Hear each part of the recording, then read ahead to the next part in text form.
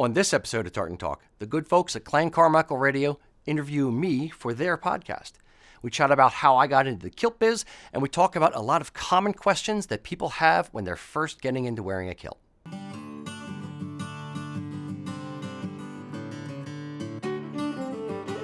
So, Rocky Rager, welcome to Carmichael Clan Radio. I appreciate you joining us today. So, some of the listeners will recognize your name. You are from USA Kilts, and you have a widely viewed YouTube channel. And you guys are leading the way in putting out good information about purchasing kilts and all kinds of things, and Scotch also. But I really appreciate you taking the time to join us on our small podcast. So welcome. Not a problem. Thank you for having me. And I don't think our YouTube channel is as wide as I would like, but thank you for having me. Tell us how you got into kilt making, because it's not, as an American, it's not something that is really common. I imagine not a widely known skill. So how did you get into this? In my mid-20s, I was just kind of not in between jobs. I was just basically trying to discover myself, and I was in a spot where I didn't really love my job, and a bunch of things kind of happened all at the same time. So it was one of those where I was like, I've always wanted to wear a kilt and never had the guts. So I decided that I was going to go out and get a kilt. And I've also come from a family of entrepreneurs, so to speak. So it was one of those things where I never really wanted to work for somebody else. So it kind of both came to a head about the same time. And it was one of those like, got my first kilt and I figured, a lower end kilt, I can make this. So I started making them and getting better and better and better. And, eventually quit my full-time job and just did this full-time and evolved from there. That's cool. So you said you got a low end kilt and you said you can do this. Did you start trying to make the kilt yourself, or did you seek out some instruction? How did you learn that? It seems like a complicated process. Yes. We don't talk about some of the first kilts that I made. It was very much a trial by fire. Basically, it was I was taking existing kilts that I had and then fixing them. And then we started wholesaling for another company, and I'm like, I want to sew down the pleats, or I want to put belt loops on this, or I want to fix that. So I just started improving on theirs, and just with a simple home sewing machine that I convinced my mom to let me take. So I just sort of got my feet wet in it, and then figured it doesn't look that hard. The low end especially didn't look that hard. So I started playing around with, okay, I'm going to make this. I'll be able to do it. And then just kind of got better and better. And then as we grew, we started getting pipe bands who would come in and say like, hey, we need these kilts altered, or we need this fixed, or whatever. So I started reverse engineering those mentally as I was working on them. Got Barb Tewksbury's book, The Art of Kilt Making. She's a friend of ours, and started looking for hints and tips and tricks through her work. And then with my engineering type brain, and I'm just constantly like, okay, well, how do I do this? How do I make it better? So I had to kind of reinvent the wheel the whole time and take little bits from here, little bits from there, and kind of Frankenstein my own design, as it were. But it's forced me through trying to figure it out myself to understand each part of the process and why you do certain things, why you don't do certain things, and so forth. That's cool. That's actually really impressive, because I know if I'd had that same, if I was at that same point in my life and decided I wanted to start making kilts, I'm afraid it would not have worked out that well. So there is some skill involved, I'm sure. And so that's actually really, really I have neat. to say, as somebody who sews a lot, Rocky, I'm really impressed, because it sounds like you're doing it from looking at existing kilts and not having a pattern that has everything demarcated on it. I'm just curious, what sort of visual engineering were you doing before kilts? Because working with fabric is a really complicated medium. Yes. None. I say engineering type brain. I before, I went to college for communications. I got out of college. I worked at a company called GSI, or Global Sports Interactive. They made the Sports Authority, Athlete's Foot, Dick's Sporting Goods, made websites for them. It eventually got bought by eBay. So when they I worked in customer service, but that's where I kind of developed my thought process and my love-hate relationship with customer service and angry customers and fixing problems, those type of problems. Then I went and started working for a snowboard skateboard company called Blades Board and Skate.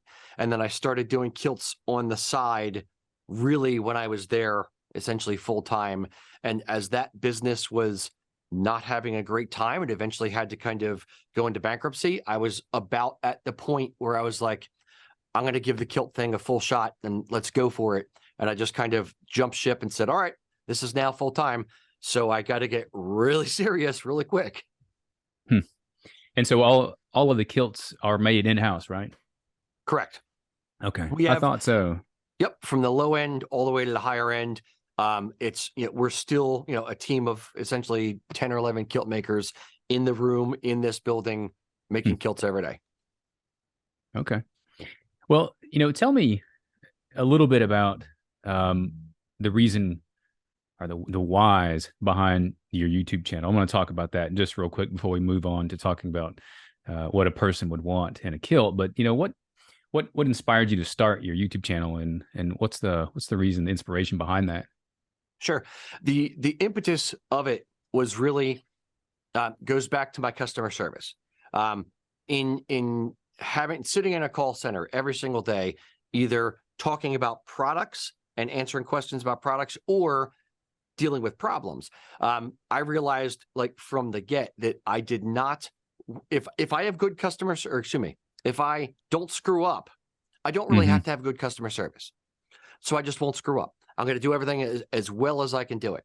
And then as we kind of started aging as a business, I was realizing the pattern of the questions that we were getting. So we would always get questions about how do you put on a kilt belt, or how do you put on a kilt outfit, or how high should your kilt hose be, or little tiny nitpicky type questions that Americans or Canadians or whoever, people that are coming to us, our customers, they didn't grow up with it.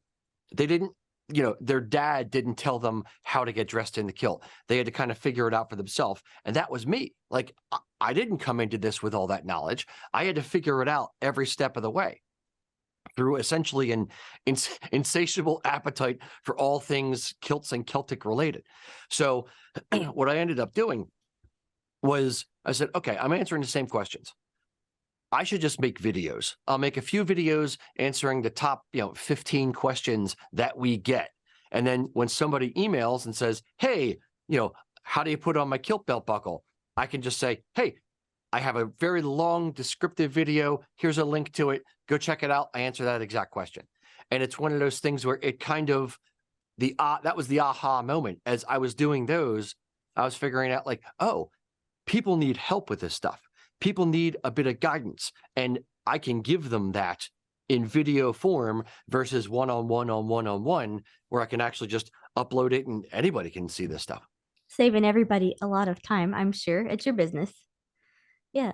I'm curious too, as you talked about seeing this pattern of similar questions come in. We also seen a pattern in the demographics of who's asking these questions. Does it tend to be younger men wearing kilts? Do you see older men? Is there a geographic pattern? It's honestly, it runs the gamut. It's not, we don't have our customer base as you were, or as it would. It really runs from mid-20s up till, till death. We've literally had people say hey, I have terminal cancer. I'm going to die soon. I need a kilt. I want to be buried in it. It's my first kilt, but I want to be buried in it. So it literally runs the gamut. But a lot of it's not really the age demographic that needs help or doesn't need help. It's people, when they get into it, they don't know anything. They're kind of coming like tabula rasa. They don't know they don't even know the questions to ask. They know, I want to look good. How do I do it? So we're meeting the customer where they are. So if they have more information and they know, okay, no, I want a dress sporran and I want this tartan and I want that, then we can guide them on that process. But we have the majority of people just literally walk into the store or come into our website or via email or whatever. They're just coming in saying, help. What I want a kilt. Help. Make that go. And we're okay. So we can help anybody in that same way. Well, and that's actually that was kind of my inspiration for reaching out to you to ask about doing this interview, was because I decided after it was late in the summer that I was going to buy my first kilt, and I thought, well, I'm just going to walk into a store and buy one. I didn't realize how much goes into buying a kilt. And that's actually when I found USA Kilts on YouTube and started watching your videos. And I learned that there was a whole lot to learn. And so that was what I wanted to do, is kind of go through this interview as if I'm a new customer walking into your shop and I want to buy a kilt. And we'll kind of go over some things that you run into, some common questions, and just some things that I found out in the process of researching kilt buying and kilt wearing that I wish I had known beforehand. So, if I'm walking into your store in Spring City, Pennsylvania, right? And I have no idea what I'm doing. I think maybe the first place we would want to start is tartan choice. I know there's lots of different kinds. Leah and I are lucky that we have our tartan picked out for us already with the Clan Carmichael tartan, which I think looks the best. But It's magnificent. it is very nice. But so Slight that's an bias, option. I'm assuming. No, I mean, I try to be unbiased. No, I mean, that is an option. You have your clan tartans, but there's also military tartans and some that are just kind of, I guess you could say they're just kind of fashionable tartans too, right? Yeah. When somebody walks in and says, or calls or whatever, and says, "Hey, I need to get set up," what do I need? The first thing any company worth their salt should be asking the customer is, doing a little bit of digging. You need to get into that person and what they want out of the outfit. So first question I'm going to ask is there a particular tartan you're looking for? So in your instance, Scott, I would say Carmichael, obviously. So let's go look at the Carmichael tartan. So I'd pull up the computer and I use our website kind of as a crutch. And I would say, okay, just type in Carmichael, and then it's going to pull up all the different Carmichael tartans from all the mills, any stock offering. So if there's a Carmichael Ancient and Carmichael Modern, one from House of Edgar, one from Loch Heron, that'll give me a place to start, and I can show you what's on the screen and say, okay, here's Ancient, here's the Modern, here's the muted version. Which one do you like? And basically you point to the one you like, and then we'll pull out the swatch books and physically show you the swatches. Now, when I say Ancient, muted, weathered, modern, those kind of things, that's the color palette of the tartan. So the Carmichael tartan would be defined by its thread count. So, 58 green, and then 6 yellow, and then 4 more green, and then 4 red, and you stack those up across the warp and the weft, and that's the tartan. That's the design. Now, within the color green, you can use a lighter green or you can use a darker green. You can use an olive green. There's different shades that are available. So that's the color palette of the design. Modern is going to be darker red, bottle green, like a beer bottle, navy blue, those kind of colors, stark colors. Ancient is going to be a lighter green, like a light grass green, like a light sky blue. The red is going to be like an orangey kind of color. So it's the same tartan. It's just a different color version of the tartan. So that's where I start with most people, is the tartan itself, and kind of narrow that down. If you have a clan tartan, it's very easy. If you say, I want a universal tartan, or I'm a Stewart as well as a Carmichael, as well as a Robertson, as well as this, then it kind of, okay, well, which, is there a particular one you want to focus on? Or do you want one that's more green or more red? Then we can kind of narrow them down from there. The next most important thing after the tartan itself is, what are you wearing the kilt for? The occasion. Right. So if somebody says, I'm just going to be going to Highland Games and I just want to wear it to the pub, great. Then we'll show you the different options, but we're going to kind of take you towards the more casual type outfit. If you say, this is the kilt I'm going to get married in, I'm only ever going to get one kilt, I want to be formal, then great. We're going to show you some slightly different options based on what you're actually looking for, and try to like maximize the versatility of the outfit to suit what you want to do now, as well as things that you might want to do later, and could kind of bolt on accessories as you go. Does that make sense? It does. And actually, speaking of the mill, that made me think of something too that I had noticed when researching these things and looking into them. And I was going to ask you, is there a right? So, they're all making the same tartan based on that thread count. Is it incorrect to use a darker shade of blue or a darker shade of green? I know the Carmichaels that I've seen, and really the only Carmichael tartan that I'd ever really seen anybody wear was the ancient that was from, I guess it's the one that Lochcarron carries, as opposed to House of Edgar. The House of Edgar, I think, has a darker Carmichael tartan. Is one correct and one incorrect, or are they just different colors but still the same tartan? They're both correct, period. Okay. The color variation, which car is correct? The red Chevy Corolla or the orange Chevy Corolla? They're both the Chevy Corolla. It's just a slightly different color. So don't get hung up too much on that. You really want to, when it comes to that, you just want to focus on which one speaks to you. If you like Lochcarron's ancient color palette more than House of Edgar's modern color palette, great, do that. Okay. If you like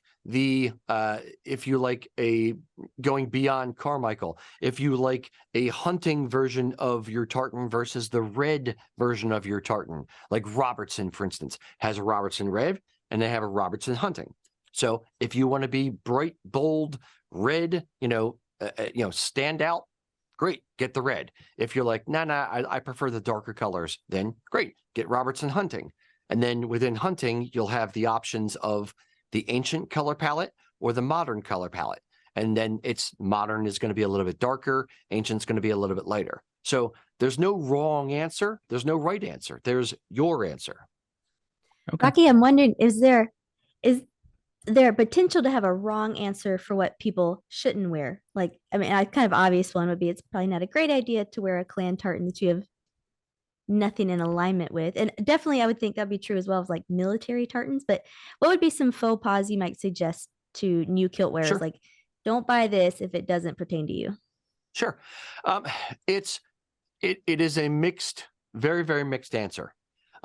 There are different, I'll say, schools of thought on the issue. There are people who will absolutely say, if you are a Carmichael, you should wear the Carmichael tartan and only the Carmichael tartan. There are people that would say, if you're a Carmichael, you can wear Carmichael, or you can wear a universal one. Like today I have on the American Dream tartan, one of our universal tartans. So you could wear that or Carmichael. There are people who would say you should not wear a clan tartan that you're not associated with. There are other people who would say, wear whatever the hell you want. So it really does run the spectrum. And this is the thing that is kind of come to light a little bit more recently, to me at least, is the Scottish angle on it. Is they care a lot less about the little tiny minutia in certain things than we do. We just interviewed Sean Takes America, a YouTube guy. We've interviewed House of Edgar and Lochcarron, a few different companies over in Scotland. And when I get into personal discussions about them on what tartan do you wear as a Scottish man, I was actually shocked that, well, for my wedding, I just picked this one because I liked it. Or, I'm a Gordon as well as this, but I like this tartan. I like my mom's tartan more than my dad's. Or I don't like my Scottish tartan, and I'm also, have some family from Ireland, so I wear my Irish county tartan. So things like that. It's Americans, Canadians, the diaspora tend to be more fussy about wearing your clan tartan and only your clan tartan from an aspect, and this is kind of, it gets into the psychology, and I actually love this stuff. It gets into the psychology of the reasons why you're wearing it. Sean pointed out to me, he said, look, in Scotland, you're Scottish. You don't need to wear your clan tartan to feel Scottish. You wear a kilt to feel Scottish. In America, we're not wearing the kilt to feel Scottish. We're wearing the kilt, or Canada or Germany or Australia. We're wearing the kilt to connect with our own family heritage, not Scotland necessarily, but with our own family heritage. So it's a different reason for getting into a different angle that we're coming at it, that Scots don't understand the reasons why we wear things sometimes, and we would find it weird that they wouldn't wear, like, if your last name is Gordon, why aren't you wearing the Gordon tartan? Well, because I have Buchanan somewhere in the family tree and I just like that one better. It's weird. I know when I was, and this may be me, probably some OCD traits there, but I know when I was researching these tartans, it was like an endless rabbit hole that I couldn't get out of because I wanted it to be perfect. And you're right. It was because I was trying to connect more with Carmichael than it was with Scotland. But yeah, I felt like I had to have it perfect. And that's interesting though, that I'm at least not the only one who does that. Yeah. And I would say this, it's not that you're not connecting with Scotland as well, because as someone with Scottish lineage, you are still connecting with Scotland, but it's through the lens of family versus national pride of actually being Scottish versus Scottish heritage. There's a difference, and that's another nit that they like to pick is, if you travel to Scotland, they'll say, well, don't say you're Scottish. Oh, I'm Scottish. My name is I'm a Carmichael. You're not Scottish. You're Scottish lineage, or you have Scottish heritage. But Americans, Canadians, we kind of use it as shorthand for, well, yeah, but that's what we mean, because we have more of a salad bowl type country versus Scotland, which is much more homogenous. Yeah, no, that does make sense. My wife regularly reminds me that I'm not Scottish when I tell her that. But no, I see what you're saying, and that does make sense. You mentioned also the occasion for wearing the kilt. Would that occasion dictate the different styles of kilts in terms of the 5 yard versus 8 yard? Is there a right or wrong there for a different occasion? If you're going to a Highland Games, is it what's the right thing to wear to the right place? No, there's not a right or wrong kilt, like hard stop. There's the way I phrase it to people in the store. The kilt is probably the most versatile garment you will ever own. I can wear a traditional 8 yard hand sewn kilt to the Highland Games. I can wear it to change my oil. I can wear it to get married in. I can do anything in it. So I wouldn't necessarily change my oil in it because it costs a lot of money, but you can wear it essentially as a pair of shorts anywhere. Now, the lower end of the spectrum are casual kilt, or other companies, not just us. But the lower end of the kilt, or low end of the spectrum, it is more difficult to dress them up. And when I say lower end, I mean, $50 kilt, $100 kilt versus a traditional like $500 or $600 kilt. Now, the nicer of a kilt you get, like a 5 yarder at like $350, it's still going to look good and very, very similar to a traditional 8 yard wool kilt from the outside to the uneducated observer. So if you're in a room of guys wearing kilts, most of them, 99%, will not know, oh, that's a 5 yard kilt, therefore it's less money, or it's not as good versus my hand sewn 8 yard kilt. They're not going to, if they think that's a shame. B, they're not going to be able to tell the subtle differences like a kilt maker would be able to tell. I'd be curious to know, because like I said, I spend a lot of time working with fabrics and have an eye for things. if someone approached you with two kilts you had never seen before, side by side, and said there's a $500 difference in these kilts, what are the little details that would give it away for you? If there's a $500 difference, then one of them is overpriced. Well, no, yes and no. It depends. If it's a $50 kilt and a $550 kilt, it's the material is the dead giveaway. There are different types of fabrics you can make a kilt from. Wool is the best. It's traditional. It's what's been done for hundreds of years. So wool is kind of the gold standard. Underneath wool, there are in the non-wool type fabrics. There is polyester viscose or polyrayon. That's what we use for some of our low-end stuff. There's wool blends. There's acrylic. There's a polycotton. There's different types of fabric you can make kilts from. But anyone worth their salt is, really doing wool or the best that they can find in the lower end of the market. Acrylic, one man's opinion. Acrylic does not make a good kilt. It's $50. If that's all you can afford, and that's what gets you to connect with your heritage, and that's what gets you over the mental curve of, okay, I'm just going to try it, and I don't want to spend that much money, fine, do it. It's not that bad.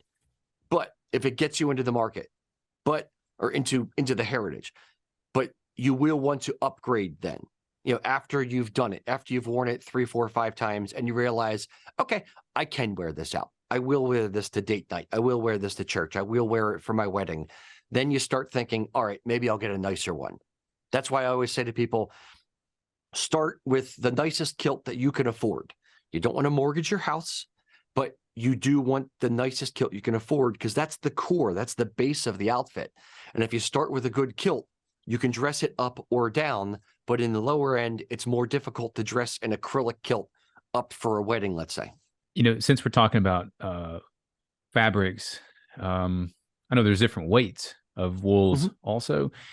And now I'm going to go ahead and guess I'm kind of catching on to the trend here that there may not be a right answer for this, but is there a correct weight to wear is it a weather dictated thing, or is it a more traditional or formal kilt would be a heavier weight? How do you pick a weight in the fabric? Sure.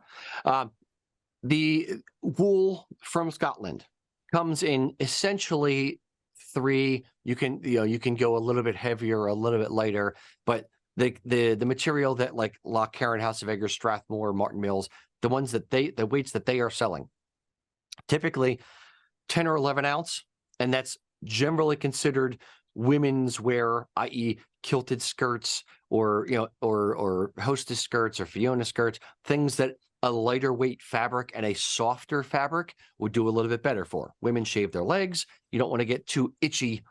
So a lighter weight fabric is a little bit better for that. Then you have 13 ounce, which is what's considered medium weight. And then you have 16 ounce, what's considered heavyweight. Some people or some companies will have a very firm opinion on this is the weight of fabric that you get. You only get 16 ounce. That's it. Anything else is, if it's not 16, it's crap. Other people want something a little bit lighter weight or medium weight, 13 ounce, because maybe they live in Florida or maybe they live in Texas and they're going to be doing events outside during the summer, and 16 ounce is just a little bit too much. It's a little bit too warm for them. So there's different horses for different courses. You can get a medium weight or a heavyweight kilt.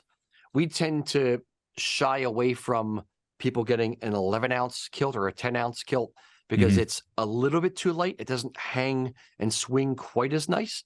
But it's different horses for different courses. And then you also factor in the yardage of the kilt, whether it's an 8-yard kilt, whether it's a 5-yard kilt, and let's say a 5-yard 16 ounce kilt may be similar in weight and feel to an 8-yard 13 ounce kilt because of more yardage but less weight. Does that make sense? It does. Go ahead, Scott.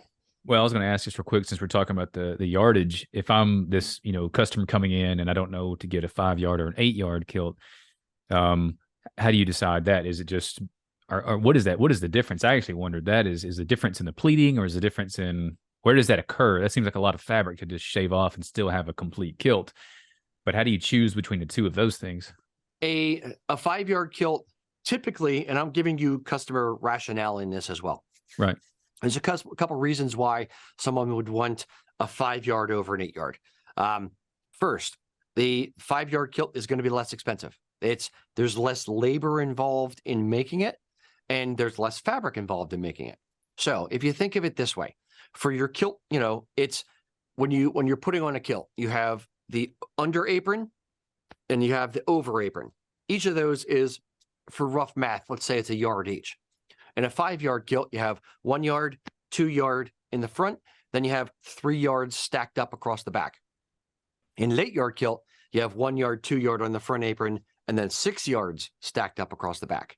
So there's a little bit more balance in a 5-yarder, which is nice, but you're sacrificing the amount of fabric. Therefore, the face of the pleat, the part that you actually see, is going to be a little bit wider than on an 8-yard kilt with the same measurements.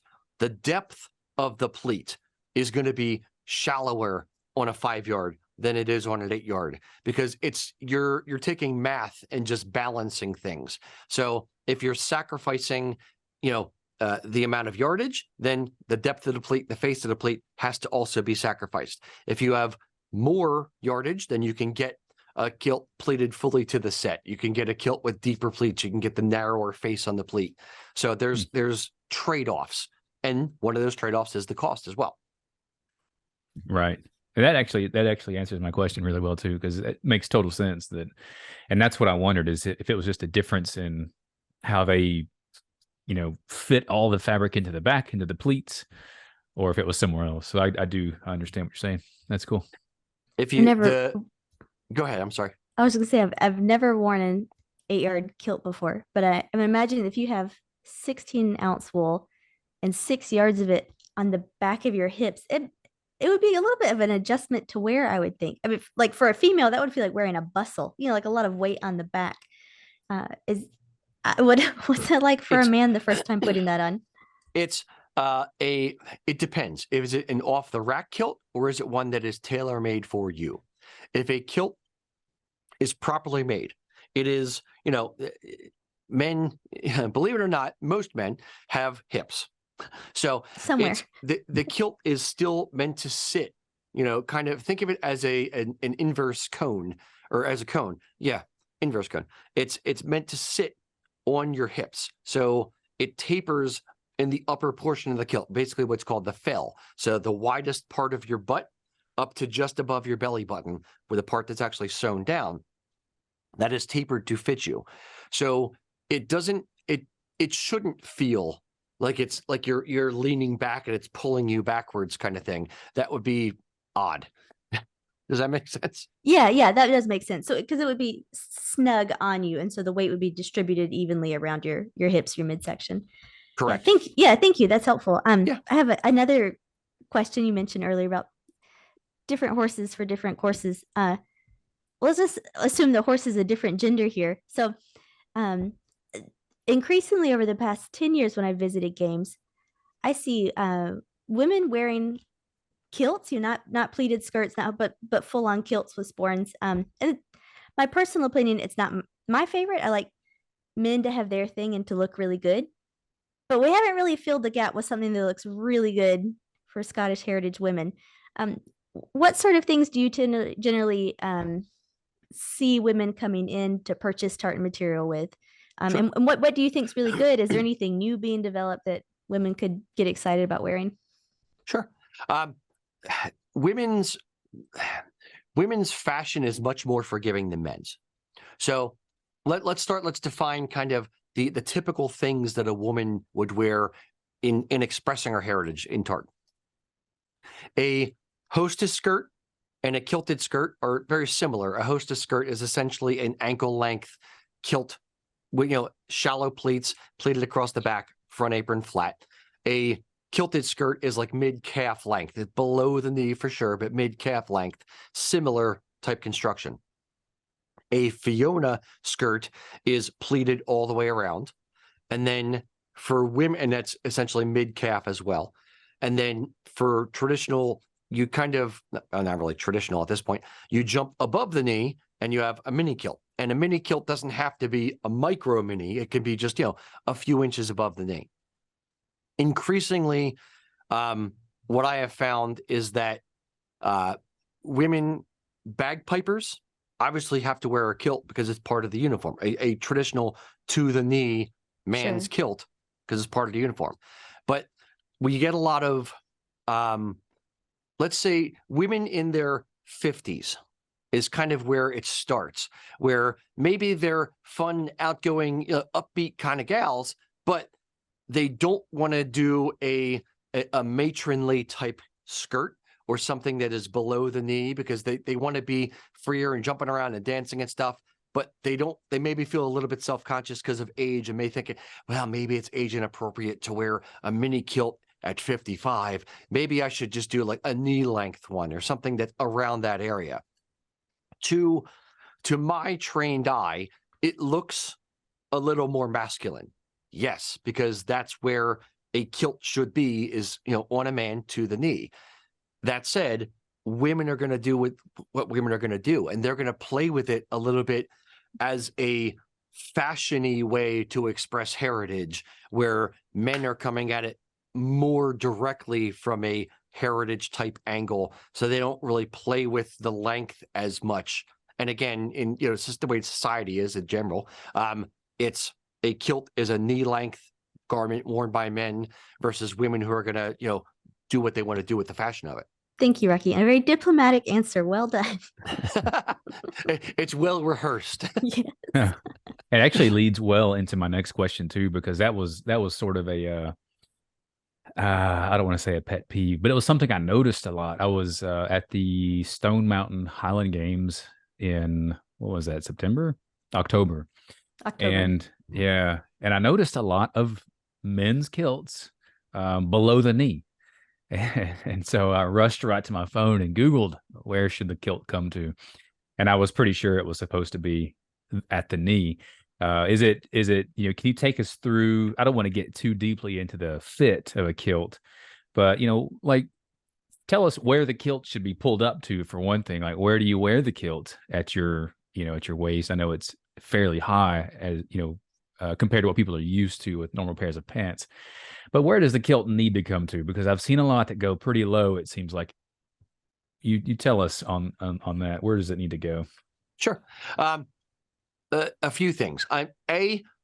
For all of this, let's assume that you're having it custom made. If you're buying something off the peg, then either you might have to have it hemmed, or you have to wear it a little bit lower if it's too short on you, that kind of thing. So what we do, the beauty of what we do, is that I don't have to worry about that. We just make everything custom. Right. So, and now let's start with the top of the kilt. A traditional kilt is worn above the belly button. You have, the top strap and buckle on the kilt should be at the top of the hip bone, which is essentially in line with the belly button. So if you take put your finger in the belly button, draw a line over to the side of your body and kind of jam your thumb into the side of your body, you're going to feel a bone right there. That's actually your hip bone. So a traditional kilt, you cinch the top straps on a traditional kilt right there. And if they are cinched right there, it doesn't move because it's on bone, so it won't fall down.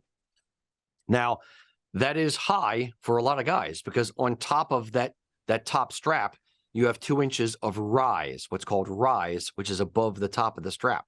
So that's just the portion of the kilt, the very, very top bit. So what happens is it ends up above your belly button. And for a lot of guys who've grown up wearing pants, never wearing a kilt, it doesn't matter whether you're 20s or your 50s, it feels a little weird wearing your kilt or wearing something that high the first time you do it. You feel like an old man down in Florida, kind of with his pants up around his nipples. So what ends up happening is some guys will say, well, I would rather wear it a little bit lower. So we can do that, and we have to kind of monkey around with the way it's constructed to some degree to make it fit properly a little bit lower, but it can be worn a little bit lower. But you need to know that when you're placing your order, because you don't want to have the kilt, if I'm measuring from above the belly button to the middle of your knee, if you wear it lower, now the kilt's going to be too long. So you have to start with the top of the kilt where you want to wear it and say, okay, this is where you're going to have to wear it because this is where I'm measuring the overall length from. Now, for the other end, where should it stop down around the knee? Way back when, it was worn, fashionably worn and practically worn above the knee. If you're walking, through, high grass in the hills of Scotland, walking through heather and stuff, and it's, the bottom of edge of your kilt is getting wet. As you walk around, that wet wool fabric in a heavier weight of cloth would have kind of sawed at the back of your legs on that sensitive skin back there. So in order to get around that, you wear a little bit higher and it's not hitting you at that sensitive spot. Now, over time, it's kind of come down a little bit. Traditionally, it was, let's say, 1 inch or 2 above the knee. Then it kind of came down to the top of the knee. Today, the cheat for how to measure for your length is you kneel down on the floor and the kilt should just be brushing the floor or a touch above the floor. That would be about mid-knee. Especially I've noticed in America, what happens is you see guys wearing the kilt at the bottom of the knee or just below the knee. And that's partially probably a self-conscious thing of, I don't like the way my knees look. Or it's, guys in their 40s who've grown up with, wearing longer shorts, want to wear something a little bit longer so they don't feel comfortable wearing it middle of the knee. So there's different rationales. Or back to what I said earlier, if it's not a custom kilt, if I am 5'8" and I go to a Scottish festival and the vendor there has a kilt and it's acrylic and it's one length fits all, 24-inch length, you put that on, it's going to be too long. So that may be why you're seeing guys with kilts too long at a festival. Those are good theories. I think that's probably more accurate than my theory. I thought that maybe these people bought their kilts at an earlier age and maybe had attended too many festivals and they couldn't get the kilt up to the above the belly button point anymore. So I guess that could force the kilt lower also in the front. So it's just reason to stay fit, I guess. One thing, Bill, let me jump back in here for 1 sec. Sure. The one thing I'll point out as well, the kilt, when worn properly above the belly button, is very, very flattering, especially on bigger guys.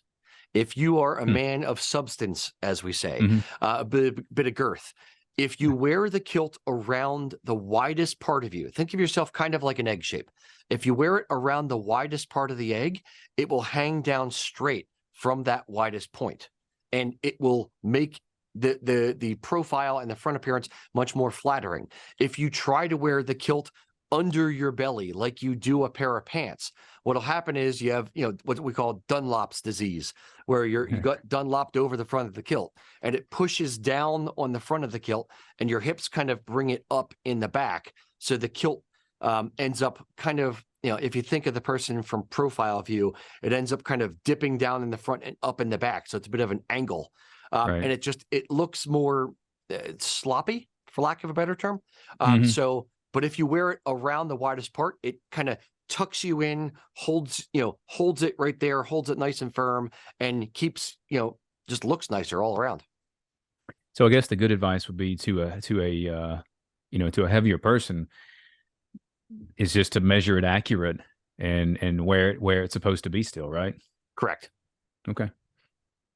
Can you take us through, and this was something that I got, speaking of the endless rabbit hole of kilt buying, and actually it was a place, this is the video that I discovered USA Kilts on, was the set versus stripe, how to decide between set versus stripe. And I realize this is probably it could be a lengthy discussion, but is there a rule of thumb on that, or what would be your advice for choosing between the two? Let's define it first for those that don't know. If you think of a tartan pattern, and you have a white stripe at one pivot point, and or think of like Royal Stewart, where you have a big red field and then you have a white stripe in the middle of a busy section. If you pleat it so that the face, the part that you see of every single pleat has that white stripe, or in the case of Carmichael, has that yellow stripe running down the center of every single pleat, then it would be pleated to the stripe. If the pleating pattern, the way you are pleating it, you advance one little section on the pattern, you're pleating it to the set. So you take, instead of pleating it so that the stripe goes next to the same stripe, the stripe actually goes over top of that stripe, then you're pleating it to the set. Now, which is right and which is wrong? Neither. It is personal preference. The stripe tended to be a military thing. It kind of started with the military, because if the kilt is pleated to the stripe, you can adjust the size of the kilt for different people and not have to worry about the pattern matching up and having a stripe dead center in the back or not, or having the belt loops slightly off. You just move the belt loops and then the stripes, it's all to the stripe. So there is no pattern in the same way. Okay. Today, as a, go ahead. I was going to say, because if you're pleating to set, if you're looking at it from the back, it's going to look the same as the tartan itself, correct? Correct. And and if it's pleated to the set properly, there should be something, one element, one of the pivots dead center on the back. So in the case of, again, back to Royal Stewart, if it's the white, either the white stripe or the red section would be centered on your spine.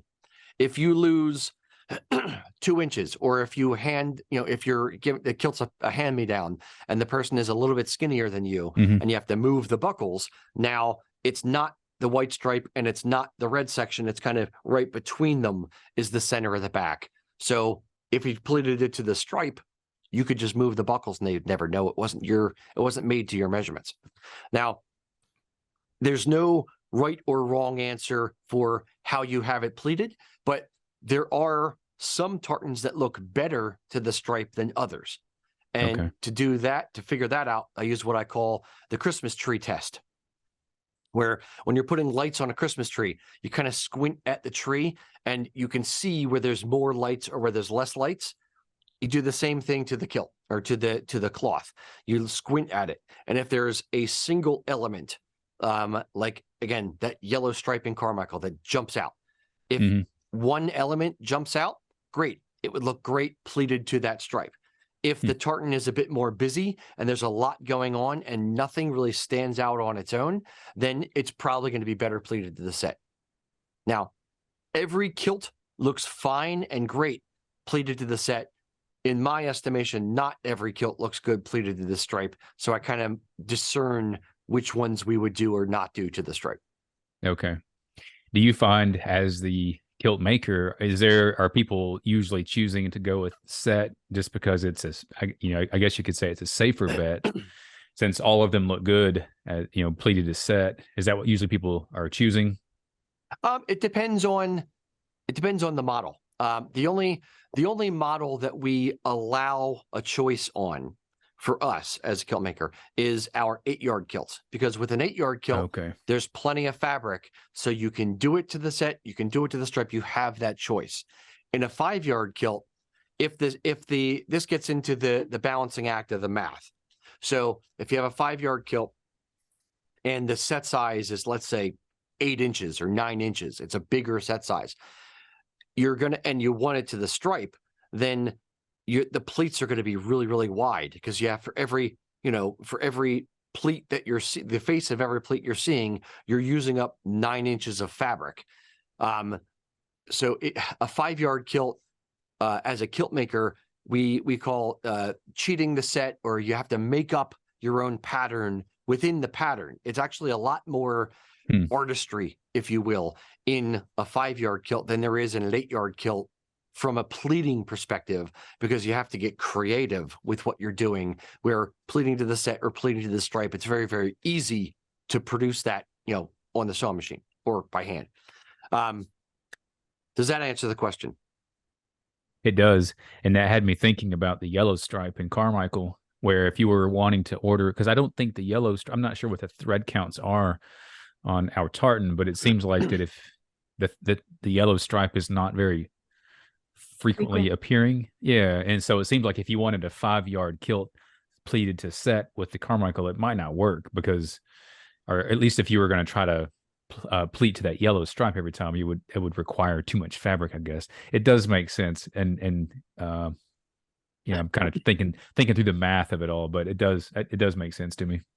We've kind of we've come up with an ideal scenario, a ratio, if you will, a golden rule. For us, the ratio when we're making a 5-yard kilt is 1 to 5.5. So if basically for every 1 inch of pleat that you see, we want to use up between 5 and 6 inches. So we average it and say 5.5. So 1 to 5.5 inches of cloth is about the magic ratio, so that you're going to get a pleat that's narrow enough that it still looks good, and a depth that's reasonable enough that it's not too shallow and you don't get the nice swing of the kilt. So it's, yeah. So you could, if the set size of the tartan is only 6 inches, it may be to the stripe. But if the set size is wider, or 8 inches or something like that, then it probably won't be to the stripe on a 5-yarder, unless you want the face of every pleat to be 1.5 inches or 1 3/4 inches, which is a little bit too wide for our taste. Okay. Yeah, that does. I got you. That does make sense. Rocky, let me ask you a question. You mentioned if somebody's passing down a kilt and it's not quite an even fit, so we have to move the belt loops. I'm just getting into purchasing kilt things because I have a 9-year-old son and he attended his second Highland Games this year, and he's decided that he needs a kilt. And I'm not really sure what to tell him he needs with the kilt. We have a kilt for him. We got him just because he's going to grow, right? He's 9. He's going to grow a lot. We got him a Stuart, something he can wear all the time. And I'm not personally offended if he rolls in the mud in it. And then I went online to figure out what else does he need. And there are all sorts of things. So I want to start with the belt, because for me, even though the sporran is sort of the iconic thing you think of, the belt seems like the practical thing. Can you wear a kilt without a belt, or is that a bad idea? Yes. The in order of importance, so to speak. First thing you want to purchase is the kilt.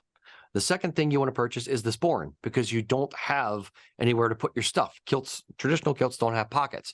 So that's what the sporran is for. That's where you hold all your stuff. If you're going to wear a kilt out in the day, like to a Highland Games, and you're going to be wearing a casual, yes, I would buy a belt and I would buy a buckle.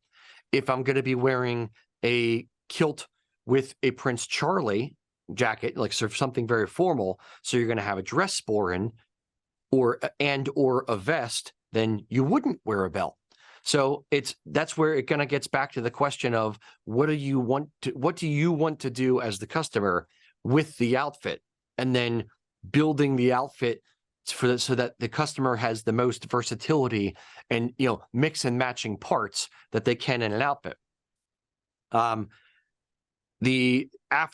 the sporran, after the belt, a lot of guys will get the kilt hose and flashes. That's the next things you would probably want to get, so that you can wear a kilt, similar to like how I have it on today, with a sweater and a kilt, and then hose and flashes and sporran and no belt, because I'm wearing a sweater that's going to cover up a belt anyway, so it wouldn't matter if I'm wearing it or not. Does that make sense? It does, but I'm going to have you parse it out for me. So sure. I've got on the one hand, I've got my 9-year-old son, and probably about the time he's 12 or 13, we could probably transition him into like an actual nice Carmichael tartan kilt that he could wear to Highland Games and maybe family events like funerals or weddings. Or maybe not a wedding. Let's not take it that formal yet. What would you recommend for sort of that basic, like quality wear, but not quite formal? So we've got a kilt, a belt, a sporran. Sure. Is there anything particular about the hose and flashes that's different between formal and informal? No, not really. The only thing I would, a lot of people, there's a very heated debate about cream or white hose. Basically, the white hose. I'll give you the quick overview, so not to bore you too much.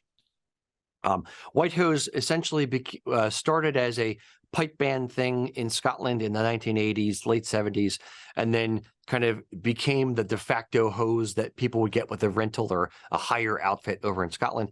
So it kind of became weirdly de facto formal, but old timers in Scotland who were, alive, who had their own kilt, had their own outfit, would look at it and be like, why would you ever wear white hose? That looks so bad. It's such a stark contrast to, white legs and then a nice, beautiful tartan kilt and then a black jacket. And they would wear either diced hose or argyle hose or a pair of hose that would like tone with a color in the kilt. So hose are one area. Then you want to do for accessories that you can dress up or down, I'd say a pair of colored hose to tone with your kilt or to tone with what you're wearing up top. Like I'm wearing a gray sweater, I can wear gray hose, even though there's really no gray in my kilt. Kilt pin, a lot of guys like it. It's nice little bling, adds a little interest to the front of the kilt. It is not really necessary. It doesn't hold the kilt together. It's just there essentially as a wind weight to help it from flapping around so much, but it is only worn through the front apron. It's not necessary to wear a kilt. But hose, flashes, kilt, belt and buckle, and sporran are really the core of a nice casual outfit, because then you can wear a sweater with it, you can wear a t-shirt with it, you can wear a polo, you can wear, a dress shirt and a tie and a vest. You can sort of dress it up or down with the rest of your outfit, up to a nice, a church kind of dress, not formal, but like a nice day dress. Yeah, a nice day. Thank you. That's helpful. My Sure. 9-year-old told me the very first accessory he needed was a skean dubh, even though he didn't have an appropriate, sock to put it in. He just needed one. Every young boy will want a skean dubh. Hopefully mom doesn't know it's actually a knife and she'll let me have it. That's right. Yeah, he made a very impassioned case to wear it to school with his kilt, and I let him know that was probably not a good idea. Now, the difference, I think you said it right, but just for the listeners, the way you pronounce it basically Sgian dubh means black knife. The way to remember it is say skiing, but Sgian dubh. So you're kind of pronouncing the SG, Sgian dubh. A Sgian dubh is the little, let's say 8-inch blade that you would put in your sheathed, but little 8-inch knife that you would stick in your sock. A lot of people use the word dirk for that. A dirk is something different. It's a longer knife, let's say 18 inches or so, that is worn on the belt. You don't stick that in your sock. It's a different weapon. Speaking of heated debates, maybe you can elaborate a little bit about choosing the right sporran. And I should tell on myself before.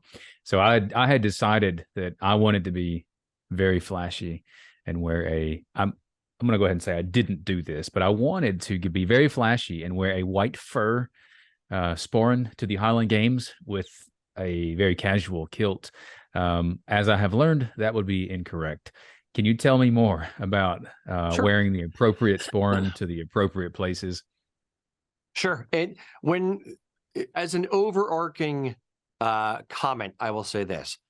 When it comes to Highland wear, oftentimes less is more.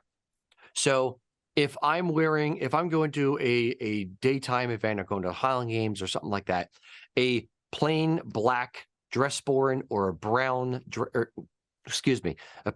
black day sporran or a plain brown day sporran would be the appropriate thing to wear.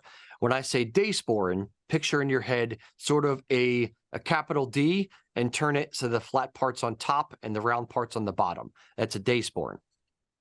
Next, you have what's called a dress sporran, which is sort of an oval shape. It is typically made with fur on the front and 3, furry tassels on the front, and then a metal semicircle, what's called the cantle at the top of the sporran. That is typically only worn for, after 6 formal type events. It should not be worn during the day. It's kind of like wearing patent leather shoes with with a pair of jeans. It doesn't, it hurts my brain. Something is just off. It's the person is trying too hard, so to speak. Yeah, that was going to be me. But I'm glad I stopped myself and learned before I showed up doing that. I thought it would be just cool and different, but later found out that it was just incorrect. Again, back to the point of a lot of Americans and Canadians and those in the diaspora don't know what is using what is conventional or right, using air quotes. They don't know the traditions. They don't know how to do it, which is why places like your podcast, places like our channel on YouTube, those types of things are important to teach people who don't know and have no other resource to learn the traditional way that it's done. You have to know the rules before you break them. If you don't know the rule, and you're breaking it, you don't understand how good or bad you look. You're just a thrown together caricature of the culture versus being a sincere student of the culture and trying to do it properly. And then once you get the rules down, saying, okay, well, I'm going to break this one particular rule, and that's going to be my shtick. For instance, I almost never wear kilt pins. Almost never. I don't have one on now. It's just, I don't feel like it's necessary all the time. So that's my thing that I'm breaking a little bit with tradition, but it doesn't hurt. And I'm doing, it's the way, it's my signature, if you will. So yeah, it's learning the right way to do it and then kind of evolving your own style within it versus just throwing it together and playing Scot for the day. It's a difference. It may be subtle to some people, but there is a difference. I spend a lot of time riding road bikes. I'm a cyclist, and there's certain rules in that sport also that you don't want to break. And it's kind of these things that you'd have to, you're inevitably you'll show up to a group ride breaking some sort of rule like that. And so I was, I wanted to be flashy and different, but I also respected these rules that I knew existed. And that's why I was thankful to have found your channel also, that kind of prevented me from being the person showing up doing these things. And speaking of things that you may or may not want to show up doing, like what's the right footwear? So you're wearing a kilt today at the shop. What kind of shoes do you wear with that? I like the brogues, is that what they're called? They look sort of uncomfortable. I imagine that's not the only shoe you can wear with hose and with a kilt, right? No, ghillie brogues are not the only shoes you can wear with a kilt. It depends, again, back to the horses for courses. It depends on the event that you're doing and the context. The context matters much more with what accessories, what footwear, what headwear, all those types of things, than just, there's no bog standard, this is the only one thing you're allowed to wear. Ghillie brogues are a traditional type of footwear. They're not as old as you may think, but they're a traditional type of footwear that you can wear with kilts. There are buckle brogues, which I personally hate. They remind me of like Mary Janes that you would see like Catholic schoolgirls wearing. But buckle brogues are a thing. They are very, very basically usually reserved for like super formal, like black tie or white tie type of events. There's also, you can wear combat boots or hiking boots. You can wear sneakers. You can wear regular wing tips, basically in lieu of ghillie brogues a lot of times. So it really just depends on, do you have extra money that you want to wear a fancy pair of shoes like ghillie brogues, or do you have wing tips they're good enough, they'll get you by and they're already broken in and comfortable and you love them? Or am I going to be running around the shop or fixing sewing machines, and how am I dressed with the rest of the outfit? That will dictate my footwear, what I'm wearing up top, what I'm wearing on my head, more than, anything else. Okay. I feel safe then, because I was planning on going with hiking boots at the Highland Games or just something like that. Because there's a lot of walking, and I when I saw the brogues, I thought, man, I don't want to walk around all day in those. They don't look comfortable. Some are more comfortable than others. Okay. This is not meant to sound like a product pitch, but they're like Piper ghillie brogues are specifically designed with thicker rubber heels. They're more comfortable insoles. They're a little bit more. They're meant to be marched in all day long and not have your feet kill you at the end of the day, versus like leather bottom dress shoes or leather bottom ghillie brogues. They're going to be more uncomfortable if you're wearing them out and standing on your feet on concrete all day. Yes. So it's, yeah, combat boots or hiking boots can be fine. You don't want to have to suffer that much for your art. You want to look the part, but at the same time, you want to be dressed appropriately. Now, if I'm wearing, let's say, I want to be a little bit fancier and it's cool, and I want to go to a Highland Games and it's going to be, upper 60s, and I want to wear my tweed jacket and vest, maybe you do wear ghillie brogues or wingtips, but you get a pair with maybe rubber bottoms versus another, because it will look better versus like you just threw on an old ratty pair of work boots with a dress with a tweed jacket or something like that. Sure. And I forgot to ask you too before I asked about shoes, but with sporrans, there's a mixed sporran also. There's the day sporran, which is typically leather, and then there's the dress sporran, which is usually a fur with the 3 tassels. But there's one that's kind of a hybrid, right? It looks like a day sporran, but it has a kind of a fur front. Is that where does that fall in the line of, or where do you wear that? It's it depends on who you ask. What you're referring to is what's called the semi-dress sporran, where you're 100% correct. It is the same sideways D shape of a day sporran, but the front panel down underneath the tassels is going to be fur.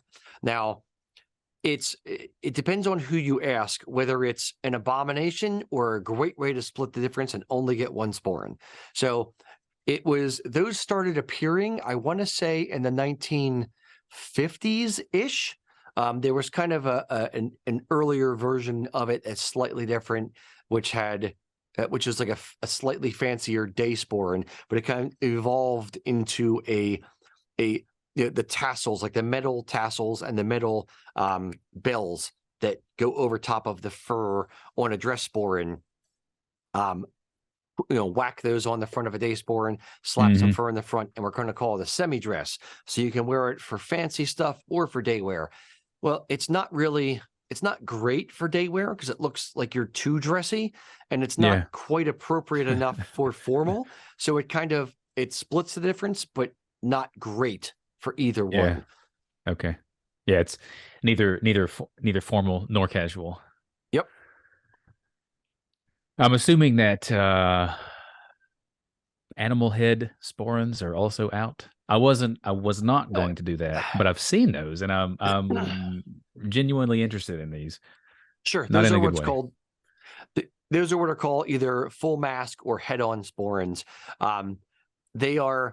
People tend to reserve those for dressier events simply because they cost so damn much. I mean, for a head-on sporran or a full mask sporran, you're involving not only a sporran maker but also a taxidermist.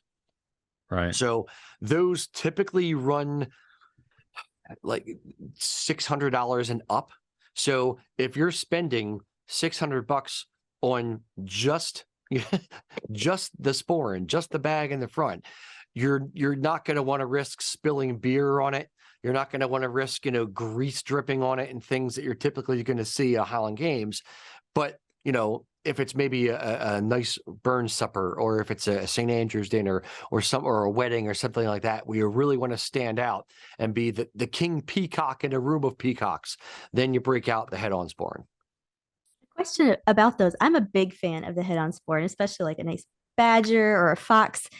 Are there gradations of formality within the animal? No, it's in the same way that for a regular dress sporran, it's not seal is better than bovine, is less than fox is better than badger. There's no hierarchy within it. It really is just personal preference. It's the fact that it's fur for a dress sporran. The fact that it's fur makes it a formal sporran. For a head-on sporran, the fact that there's a pair of beady eyes staring back at you, that's what makes it a head-on sporran. That is like the one thing that I really do wish we could share over with our female compatriots in Scottish heritage wear. I would love head-on badge or anything. I think it's super cute. um, let's go on, and we'll ask you just a couple of last questions, Rocky. Well, I think actually the next question is one that Scott has to ask. It probably would past my make more anatomy. sense. Yeah. So this is the ever so important question that maybe no one's willing to ask in public, but what is the right thing to wear underneath your kilt? The my quip answer is, why you asking? You looking for a date? In fairness, I stole that from Eric, my co-host on the show. It's not wearing underwear is kind of the elephant in the room. It's everyone, thinks, oh, you're not allowed to wear underwear. You're not a true Scotsman. You're not properly wearing the kilt. Or if you're wearing underwear, it's a skirt. It's not a kilt.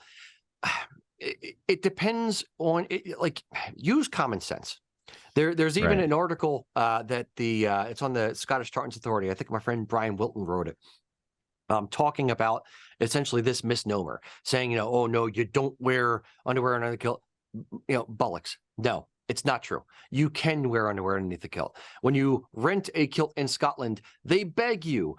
Some places actually provide a pair of like funny type underwear and give it to you with the rental, because God knows they don't want to get back, and have to deal with what's, not being underwear being worn underneath the rental kilt. And frankly speaking, and the way that they encourage people to wear underwear is they will say, hey, do you really want to wear nothing underneath a kilt where other men have not worn underwear underneath this kilt? A lot of guys that will stop them dead in the tracks. So I always say it this way. Look, if you want to go au naturel and you want to be regimental and you want to wear no underwear underneath the kilt, fine, have at it. But make sure you're not going over to grandmom's house with the low couch and you're flashing your family the twig and berries. You want to be appropriate for the situation. If you're going somewhere where there's going to be a lot of kids and you're not wearing underwear, don't kneel down. Like there's things that you have to concern yourself in a kilt that you don't have to worry about if you're wearing pants. And that's not even touching on the hygienic thing where you're going to have to clean the garment more often if you're not wearing underwear underneath it. So myself, have I gone, in my mid-20s when I'm going out to bars and I'm trying to meet women and I'm trying to be the fun, outgoing guy and just having a party kind of atmosphere? Sure, I wanted the attention at that point, and it's a conversation topic, if nothing else. Now that I'm old and curmudgeonly and crotchety and I have a wife, I'm going to wear underwear because I don't care about the attention and I'm more annoyed by those types of interactions than anything. So it just depends on where you are in life, what you want to wear underneath your kilt. And it's nobody's business. And this is not, meant to dig at you, Scott, but it's nobody's business but your own, what you're wearing underneath your clothes. Because if you flip it, if I walked up to any random woman and said, or any random person, doesn't even have to be a woman, it's like, what are you wearing underneath that? It's not, you wouldn't do that. I don't understand why people think it's okay to do with the kilt outside of it's the fun bit of shtick.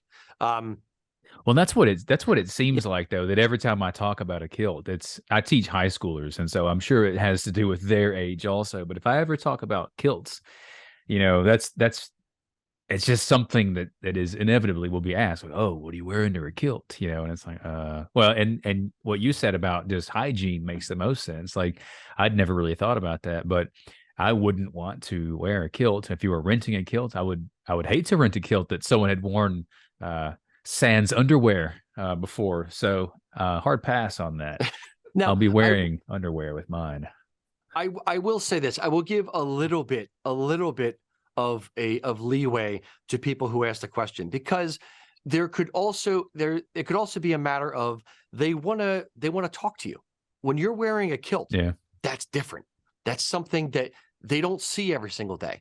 So they want to come up, they want to interact with you, they want to have some kind of icebreaker, but they're not sure what to say. So that may just be their, are you wearing underwear?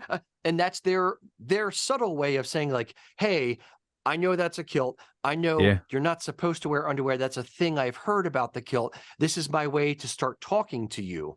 But it's not always received on the other end in the same manner, or it's once you've heard it 1,000 times, it's one of those like, okay, I get it.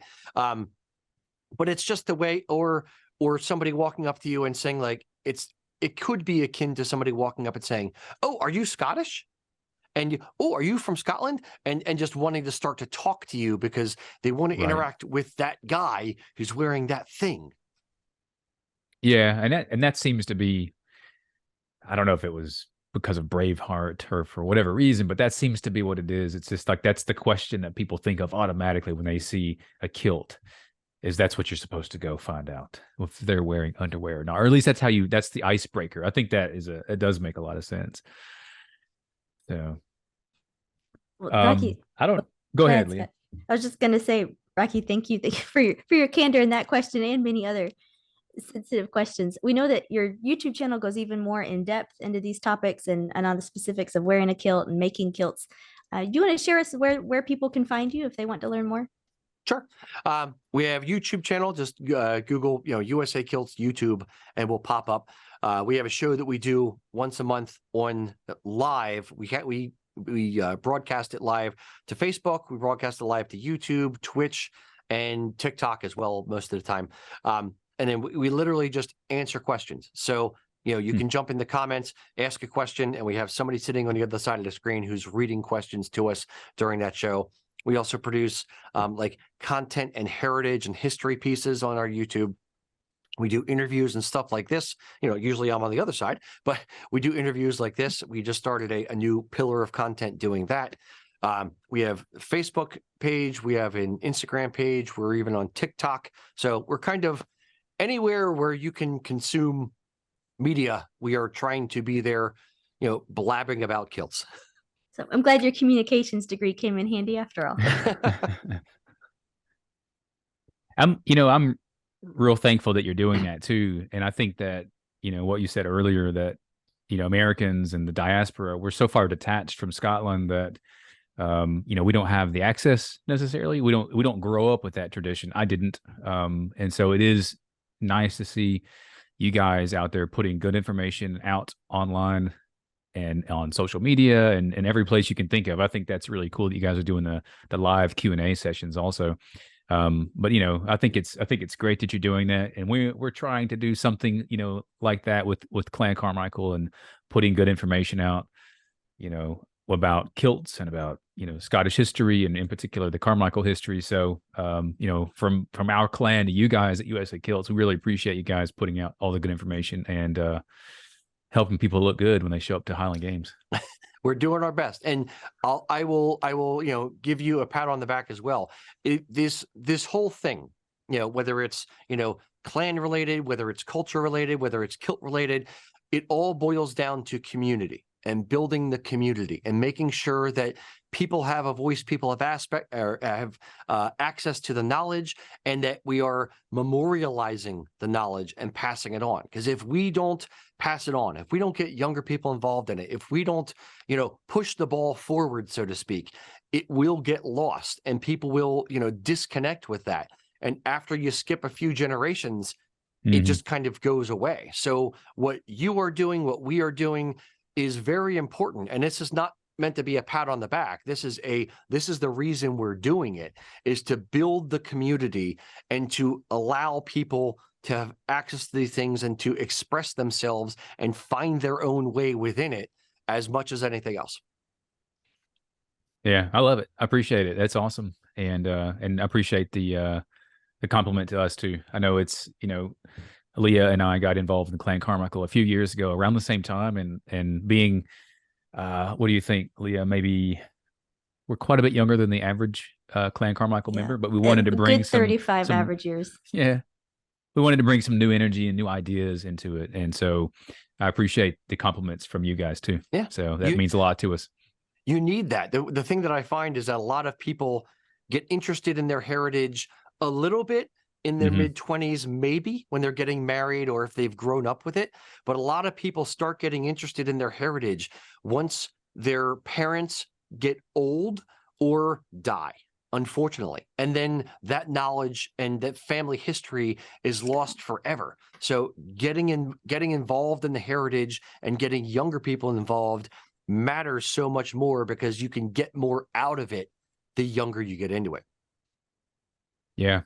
Yeah, that sounds right. I mean, those times line up perfectly too with me when I first got into Carmichael, and I got into it a little bit in my mid-20s, and it kind of, took a backseat through, college and graduate school, and then later on kind of, reemerged as something I was really interested in. So, yep. But yeah, I appreciate it. And again, for any listeners that are wanting to learn more, check out USA Kilts online, on YouTube, and on all the social media outlets. So Rocky Rager, I appreciate your time with us today, and thanks so much. Okay. Not a problem. Have a good day, guys.